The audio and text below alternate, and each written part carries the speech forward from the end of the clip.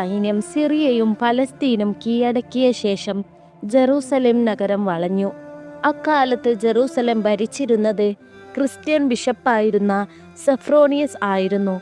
മാസങ്ങളോളം നീണ്ടുനിന്ന ഉപരോധത്തിനൊടുവിൽ നഗരം കീഴടങ്ങാൻ അവർ തയ്യാറായി.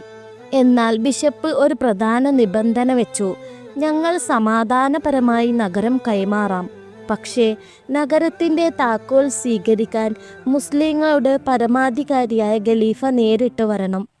ഇതനുസരിച്ച് മദീനയിൽ നിന്നും ഖലീഫ ഉമർ റളിയല്ലാഹു അൻഹു യാത്ര തിരിക്കാൻ തീരുമാനിച്ചു. ഒരു വലിയ സാമ്രാജ്യത്തിൻ്റെ അധിപനാണെങ്കിലും ഒരു വലിയ സൈന്യത്തെയോ അകമ്പടിയെയോ അദ്ദേഹം കൂടെ കൂട്ടിയില്ല. പകരം ഒരൊറ്റ സഹായിയെയും ഒരു ഒട്ടകത്തെയും മാത്രമാണ് അദ്ദേഹം കൂടെ കൂട്ടിയത്. യാത്രയിലുടനീളം തനിക്കും സഹായിക്കും തുല്യ പരിഗണന ലഭിക്കണമെന്ന് അദ്ദേഹം നിർബന്ധം പിടിച്ചു. അങ്ങനെയാണ് ഒട്ടകപ്പുറത്ത് മാറി മാറി ഇരിക്കാനുള്ള ആ ഊഴം നിശ്ചയിച്ചത്. യാത്ര തിരിക്കുമ്പോൾ അലി റളിയല്ലാഹു അൻഹുവിനെ മദീനയിലെ ഭരണ ചുമതല ഏൽപ്പിച്ചാണ് അദ്ദേഹം പോയത്. മദീനയിൽ നിന്നും ജെറൂസലേമിലേക്കുള്ള ആ ദീർഘയാത്രയിൽ ഉമർ റളിയല്ലാഹു അൻഹു